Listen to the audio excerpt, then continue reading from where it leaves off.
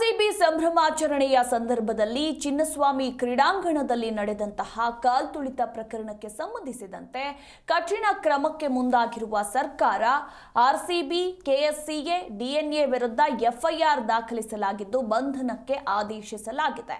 ಈಗಾಗಲೇ ಪ್ರಕರಣ ಸಂಬಂಧ ನಗರ ಪೊಲೀಸ್ ಆಯುಕ್ತ ಬಿ ದಯಾನಂದ್ ಸೇರಿದಂತೆ ಹಲವು ಪೊಲೀಸ್ ಅಧಿಕಾರಿಗಳನ್ನ ಅಮಾನತು ಮಾಡಲಾಗಿತ್ತು. ಇದೀಗ ಆರ್ಸಿಬಿ ಆಡಳಿತ ಮಂಡಳಿ ವಿರುದ್ಧವೂ ಸರ್ಕಾರ ಕ್ರಮಕ್ಕೆ ಮುಂದಾಗಿದೆ.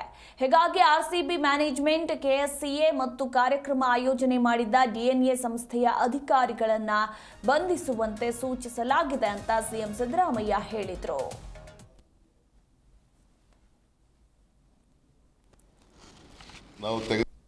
ಆಮೇಲೆ ನಾವು ತೆಗೆದುಕೊಂಡಿರ್ತಕ್ಕಂಥ ನಿರ್ಣಯ ಆರ್ಸಿಬಿ ಮೇಲೆ ಮತ್ತು ಈವೆಂಟ್ ಮ್ಯಾನೇಜರ್ಸ್ ಡಿಎನ್ಎ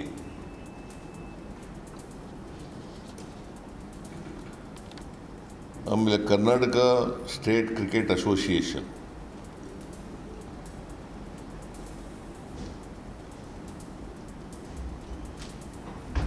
ಯಾರು ಇವುಗಳನ್ನು ಪ್ರತಿನಿಧಿಸ್ತಾರೆ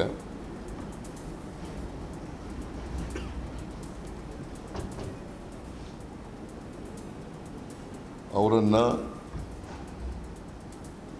ಅರೆಸ್ಟ್ ಮಾಡಿ ಅಂತ ಹೇಳಿದ್ದೀವಿ.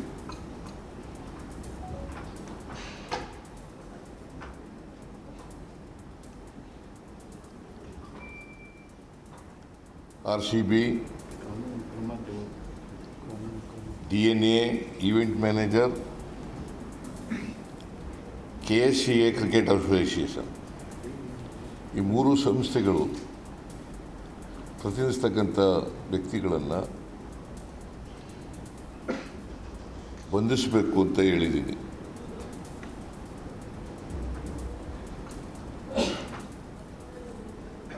ಇವ್ರ ಮೇಲೆ ಎಫ್ಐಆರ್ ಕೂಡ ರಿಜಿಸ್ಟರ್ ಆಗಿದೆ. ಆಮೇಲೆ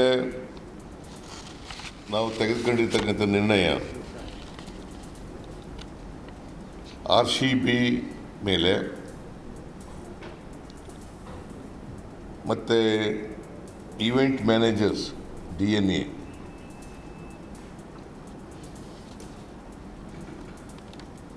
ಆಮೇಲೆ ಕರ್ನಾಟಕ ಸ್ಟೇಟ್ ಕ್ರಿಕೆಟ್ ಅಸೋಸಿಯೇಷನ್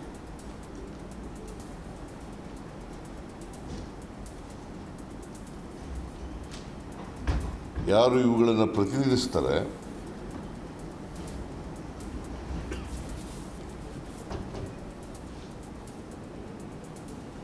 ಅವರನ್ನು ಅರೆಸ್ಟ್ ಮಾಡಿ